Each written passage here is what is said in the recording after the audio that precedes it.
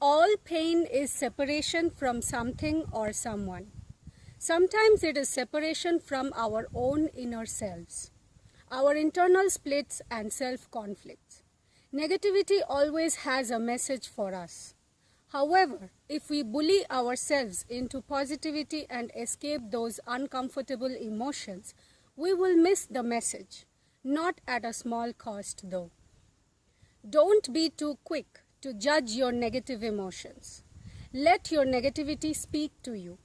It will inform you where you are hurting and why, so you can meet your needs and wants.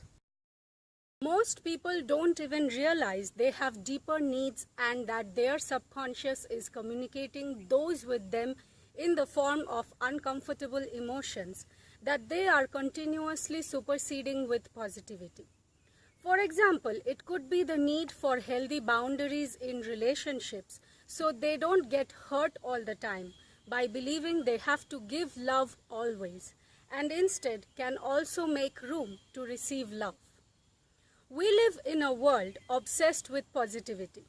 However, our reality is that of duality, where negativity has its place and purpose. We are first feeling beings before we are human beings. Any negativity stems from a negative emotion in the mind. Emotions are energies in motion, our internal guidance system. They are like informants telling us exactly where we stand in terms of our states of being. And energy creates matter, so emotions create our reality, literally. Our reality is governed by the law of attraction, which essentially states like attracts like. So of course, a positive emotion will produce positive outcomes and negative emotion will produce negative outcomes. Hence, it is great to think positive and have an upbeat attitude towards life in general. But when positive thinking is used to bypass our negative emotions or escape our uncomfortable feelings is when it becomes more detrimental than beneficial.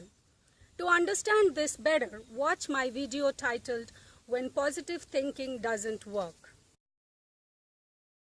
Here's a scenario. Let's say John is perceived as successful and happy by his colleagues and friends owing to his extraordinary achievements in life. But what they don't know is deep inside he feels unhappy, lonely, and miserable.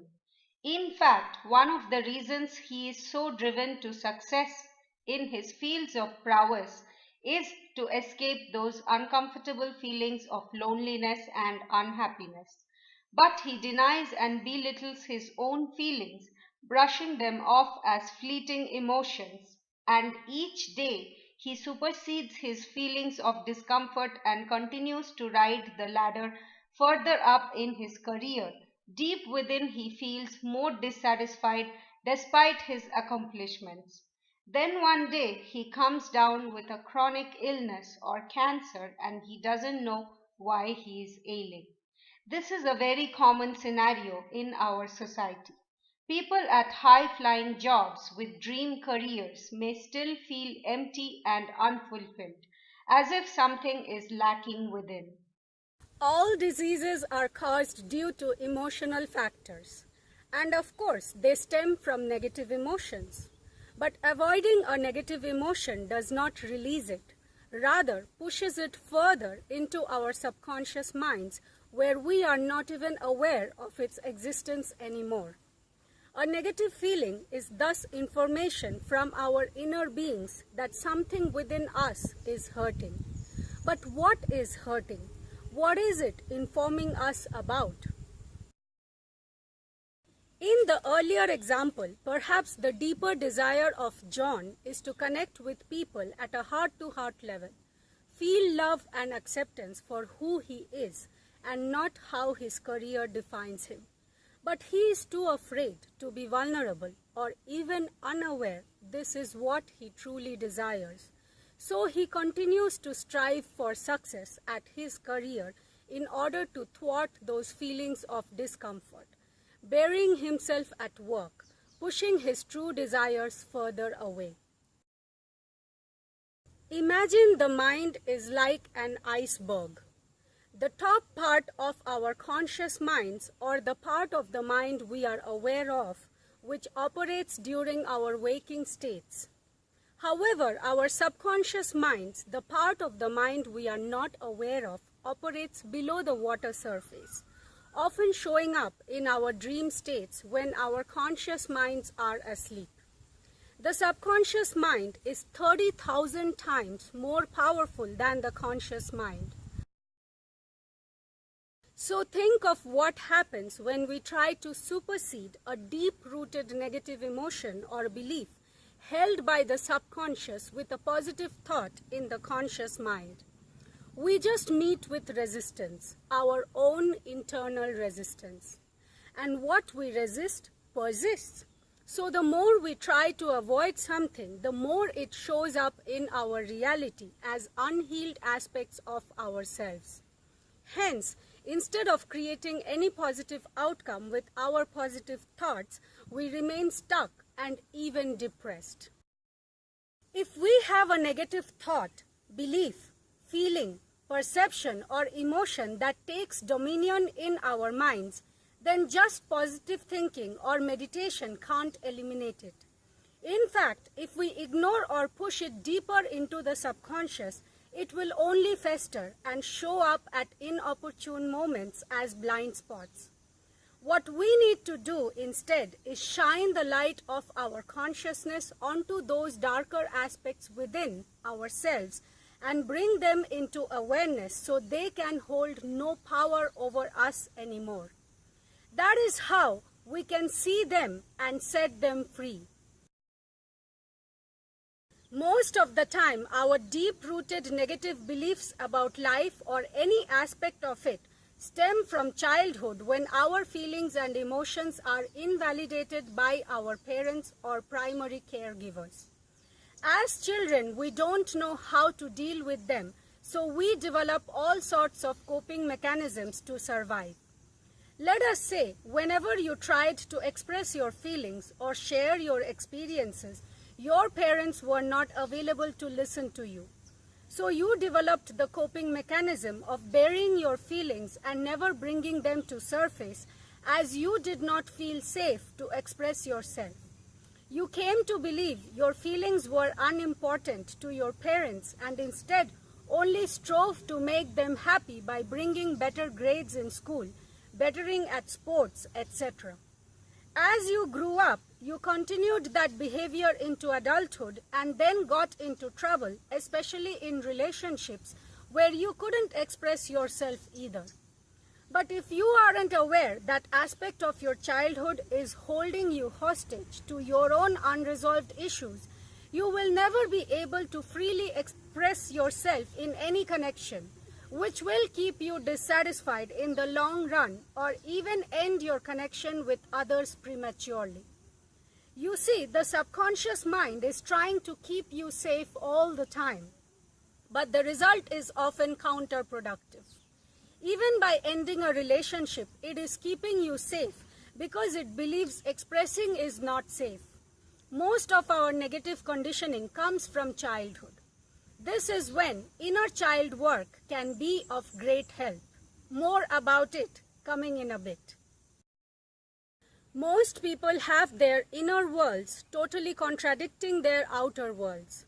They put up a front that contradicts what they actually feel, bypassing their feelings and emotions all the time to be socially acceptable. This form of avoidance can take a heavy toll on our emotional health. So you may find someone living the high-profile life diagnosed with a chronic or terminal illness, or they are depressed and suicidal. If the world would not be so judgmental, then people could accept their negative emotions more freely and there would not be so many diseases. Our own hurtful emotions will feel less hurting as we also get a glimpse of others' imperfect worlds. The reason our pains hurt so much more is because we think we are the only one feeling miserable and the rest of the world is living a perfect life. These feelings are exacerbated on social media platforms where we see others succeeding in the fields we so desperately wanted to succeed but couldn't. So stop attaching so much negative meaning to negativity. It relieves the pressure to perform or always be on our best behavior.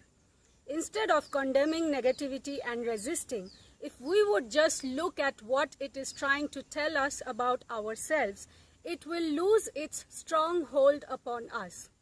If people would be more open with their negative feelings and emotions, they won't be as destructive anymore. It is when we try to hide them that it becomes dangerous, not only for us but for others as well. And beware of any coach, mentor, or spiritual guru promising to eliminate all negativity from life. They are simply lying or bypassing. Our emotions dictate everything. Every action is sponsored by our internal world of feelings and emotions. When we have an illness, we go to a doctor to cure it physically. However, the reason that illness showed up in the first place is because we are hurting emotionally. So we need to work on our emotional health if we would like to eliminate the root cause of diseases. But that is not taught in our society. We have to learn through experience. No wonder people are walking around with baggages of unresolved issues, giving birth to narcissists, drama queens, control freaks, energy vampires, and other forms of parasitic personalities which show their face in relationships mostly. How can these people care for another when their own internal worlds are hurting? In fact, they don't even know they are hurting within. They have been so good in burying their hurts over the years that they unconsciously developed these unhealthy personalities as a result. The only way we can care for or truly love another is when we can care for and truly love and accept ourselves. The universe then mirrors to us that same love from others. So have more self compassion. You can't give what you don't have. In society, we deny entire parts of our being by not acknowledging this invisible world of emotions and feelings.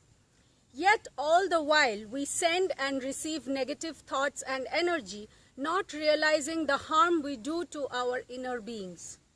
Energy we send through our thoughts and feelings impacts both our physical and emotional health as well as the world around us. It is our right as humans to have and express the range of feelings from joy and love to fear and anger without being judged or put down for feeling our feelings. It's a part of what makes us feel alive. To understand this better, watch my video titled Feel Your Feelings, Know Yourself. Escaping ourselves is no shortcut to self-actualization. When we don't allow ourselves to feel, we deny our humanness. Nonetheless, negative emotions are uncomfortable and we don't want to feel them. So there are some techniques to bring our negative programming to the conscious mind and release them so they don't have a strong hold on us anymore. And then we can take the risks necessary to pursue our passions and dare to dream without resistance. Shadow work is a great way to bring the negative emotions to light. Mostly our negative programming happens in childhood and at puberty. So whenever we get triggered, instead of escaping that moment, if we are willing to look inside to where that problem first originated, sometimes just an awareness of the problem can raise the vibration and release its strong hold upon our psyche. Shadow work, in short, is radical self acceptance. Inner child work is a form of shadow work where we bring our hurtful moments from childhood into light and see how our inner child is still hurting from those seemingly insignificant incidents in childhood, and then be willing to be present with that little child residing inside all of us. Give it love, our unconditional presence and acceptance. This is a form of self soothing as we cradle the child within us that is still hurting from the long gone past.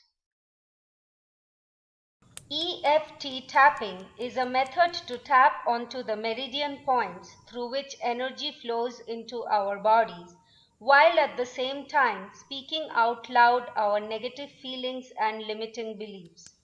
Although this involves focusing on the negative emotion, it actually brings the subconscious programming into consciousness and releases it.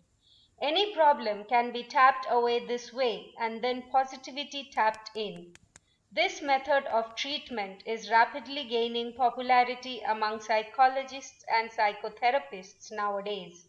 It really gives us relief from our symptoms and can even tap away diseases, stress, anxiety, and other forms of physical and mental disorders.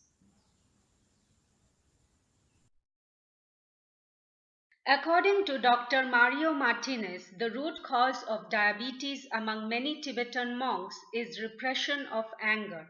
He goes on to prove that anger, when not processed or felt, and one goes directly into loving kindness or forgiveness of the enemy, as in the Buddhist traditions, the body reacts by releasing endorphins, which in the long run affects glucose metabolism and hence causes diseases like diabetes. He emphasizes on embodying rather than intellectualizing these practices in his famous book, The Mind Body Code. Our difficult or negative emotions must be processed before releasing them, not suppressed.